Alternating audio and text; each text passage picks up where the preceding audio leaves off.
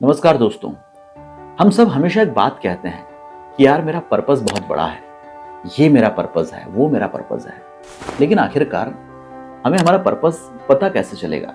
और जब तक हमारी जिंदगी में कोई पर्पस नहीं होगा, कोई लक्ष्य नहीं होगा, तब तक हमारी जिंदगी का मतलब क्या है? दोस्तों, आज हम समझने की कोशिश करते हैं कि आखिर कैसे हम अपने पर्पस को आइडेंटिफाई कर सकते हैं और कैसे हम अपनी इस महत्वहीन जिंदगी को, जिसमें किसी को हमसे कोई लेना देना नहीं है, उस जिंदगी को हम कैसे एक इम्पॉर्टेंट जिंदगी, एक इम्पॉर्टेंट लाइफ, खुद को एक पर्सन से किस तरह से एक पर्सनालिटी के रूप में ट्रांसफॉर्म कर सकते हैं। दोस्तों, ऐसा क्यों होता है कि जो इंसान सफलता को हासिल नहीं कर पाता है, जो इंसान एक साधारण जिंदगी जी रहा होता है, उसकी तरफ किसी का भी ध्यान नहीं जाता है। लेकिन वो इंसान जो अपनी जिंदगी में लक्ष्यों को हासिल कर लेता है, जो अपनी जिंदगी में कुछ बन जाता है, पूरी दुनिया उसको सलाम करती है। आप खुद सोचिए, क्यों हम सब रतन टाटा साहब की बात करते हैं, क्यों हम सब डॉक्टर एपीजे अब्दुल कलाम साहब की बात करते हैं, क्यों हम सब बार बार महानायक अमिताभ बच्चन, सुपरस्टार शाहरुख खान का उदाहरण देते हैं। लेकिन अपने पड़ोस में कौन रह रहा है, वो क्या करता है, वो किस तकलीफ से गुजर रहा है, उससे हम में से किसी को कोई मतलब नहीं होता है। क्यों?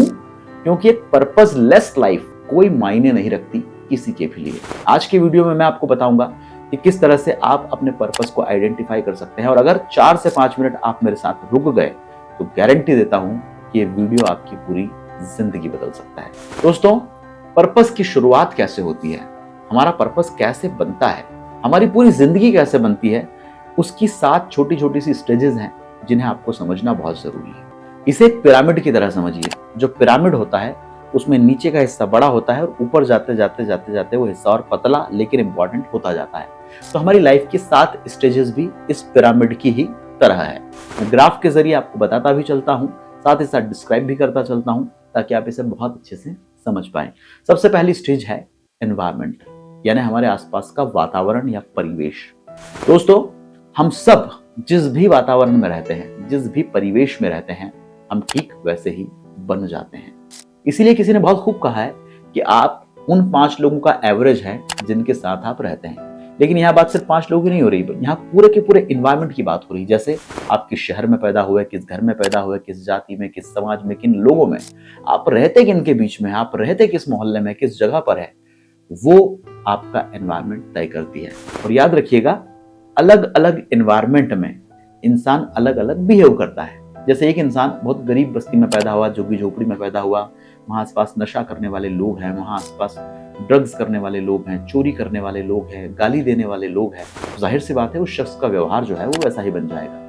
वहीं उलट इसी बच्चे को अब हम एक डेलिकेट फैमिली में पैदा करते हैं, एक अच्छी सोसाइटी में रहने का मौका देते हैं, इंग्लिश मीडियम में पढ़ाते हैं, अच्छे दोस्तों की संगति देते हैं, तो आप बताइए क्या इसका व्यवहार वैसा होगा जैसा पहले था?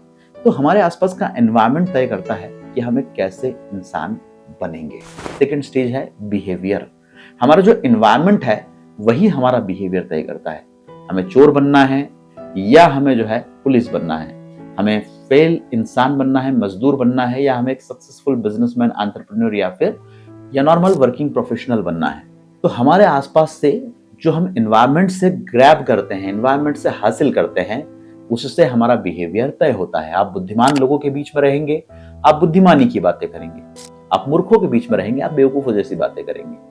तो क्या होता है साहब कि अपने एनवायरनमेंट से आपका बिहेवियर बनता है और उसी के हिसाब से आप अपने स्किल्स और कैपेबिलिटीज जो है इसका प्रदर्शन करते हैं। नंबर 3, स्किल्स या कैपेबिलिटीज। देखिए दोस्तों, हम जो बिहेव करते हैं अपने एनवायरनमेंट से सारी चीजों को लेने के बाद, उस बिहेवियर से आती हैं स्किल्स। जैसे आप बहुत अच्छे लोगों के बीच रहेंगे, बहुत ज्ञानी लोगों के बीच में रहेंगे, तो जाहिर सी बात है कि आप इंजीनियर, डॉक्टर या कुछ भी एक अच्छा काम करने वाले टैलेंटेड पर्सन के रूप में उभर कर सामने आएंगे। आपके अंदर वो गुण आएंगे जो आपने उस जगह से लिए, क्योंकि आपका बिलीफ है कि अगर मैं नहीं पढ़ा तो शायद मेरी जिंदगी में मैं कुछ कर नहीं पाऊंगा। अगर मैंने ये स्किल नहीं सीखी, ये अच्छी चीज नहीं की, तो फिर शायद मैं अपने करियर में कुछ अच्छा हासिल नहीं कर पाऊंगा।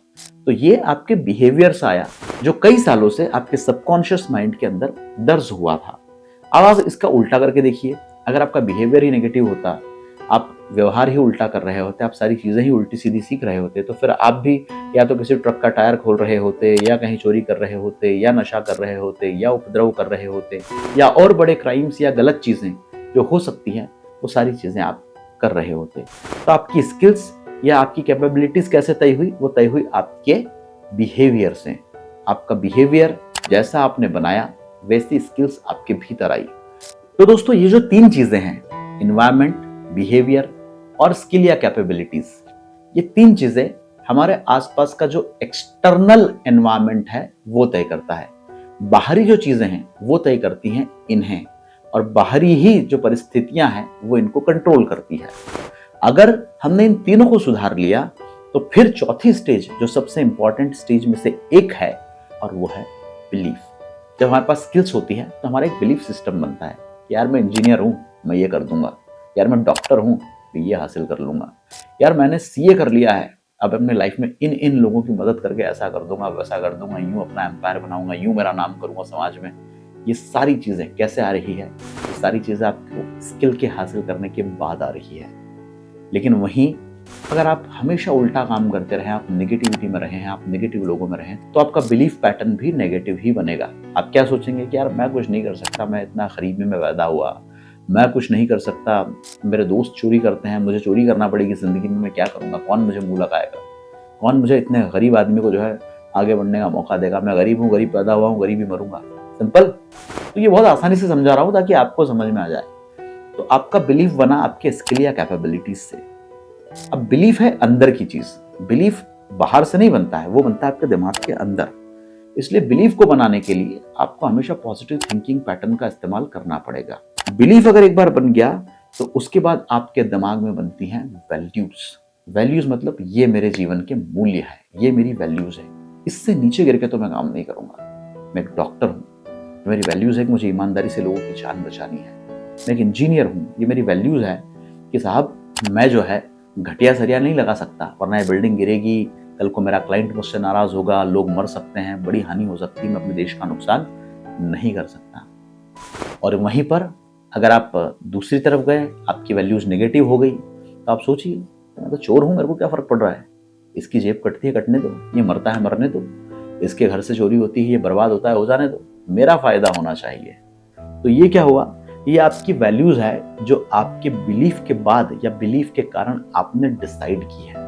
अब डिसाइड भले आप कर रहे हैं इसको, लेकिन ये सारी चीजें चल रही है अंदर, क्योंकि शुरू से आप वैसी चीजें देखते आए हैं ना। आपने कभी अच्छा देखा ही नहीं तो आप अच्छा सोच कैसे सकते हैं? तो आपकी वैल्यूज आप डिसाइड करते हैं, लेकिन उसके लिए उसके पहले की जो तीनों चारों चीजें थी उन्हें आपको ठीक करना पड़ेगा। वैल्यूज के बाद जो है बनती है आपकी आइडेंटिटी। आप एक डॉक्टर हैं, आप बहुत ईमानदारी से काम करते हैं, आप एक इंजीनियर हैं, आप बहुत फाइन काम करते हैं, दूसरों से अलग सोचते हैं, कुछ बड़ा सोचते हैं, आप कुछ भी करते हैं लेकिन यूनिक है आप में बहुत अलग चीजें हैं। उससे बनती है आपकी एक आइडेंटिटी, जो बनती तो आपके दिमाग में है लेकिन समाज उसको देखता है, समाज में वो नजर आता है।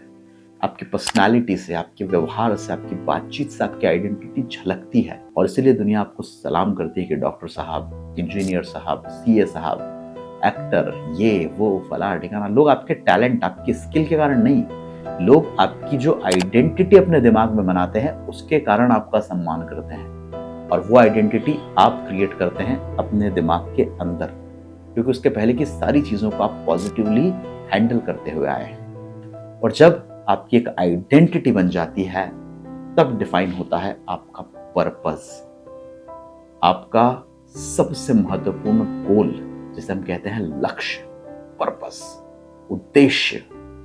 मुझे समाज में ये बदलाव लाना है, मुझे अपनी जिंदगी में ये करना है, मुझे लोगों की जिंदगी में ये बदलना है, मुझे अपने लिए ये हासिल करना है। और आप खुद के लिए लक्ष्य नहीं बनाते हो, आप खुद के लिए पर्पस सेट नहीं करते हो, आपकी उस एक पर्पस से, भले आप खुद के लिए करो, आप जबान से बोल देंगे कि मैं बड़ा आदमी बनना चाहता हूं यार, और मैं तो बनूंगा, ये मेरा पर्पस है, लेकिन आपके बड़ा आदमी बनने की उस जर्नी में कितने लोगों का फायदा डायरेक्टली और इनडायरेक्टली होता है ये आपको नहीं पता है। आप कईयों को रोजगार देते हो, कईयों की मदद करते हो, कईयों के चेहरे पर मुस्कान लाते हो, कई लोगों की जिंदगी में इंटरेक्ट करते हो, कई लोगों की जिंदगी में हिडन या डायरेक्ट या इनडायरेक्ट इम्पैक्ट क्रिएट करते हो, जिसके कारण वो आप जैसा बनना चाहता है। यहां मिलता है आपको आपका पर्पस। तो दोस्तों, एक एनवायरनमेंट हमारी जिंदगी को कहां से कहां ले जा सकता है, इसकी आप कभी कल्पना भी नहीं कर सकते।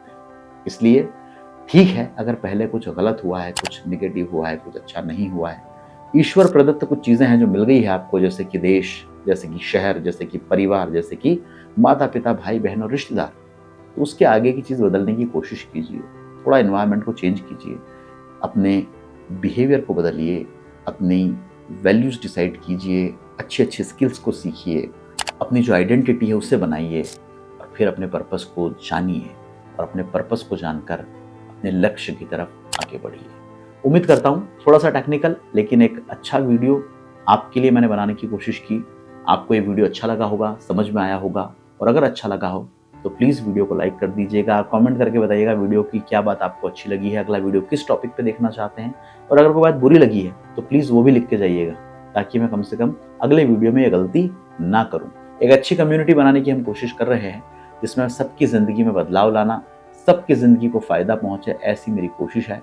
प्लीज़ उसमें मेरी हेल्प कर दीजिएगा, मैं आपका बहुत शुक्रगुजार रहूँगा। वीडियो को ज़्यादा से ज़्यादा लोगों तक भेज दीजिए, चैनल को सब्सक्राइब कीजिए और इसी तरह आपका प्यार और सपोर्ट मुझे देते रहिएगा। आपने वीडियो यहाँ तक देखा, आप सभी का बहुत बहुत धन्यवाद।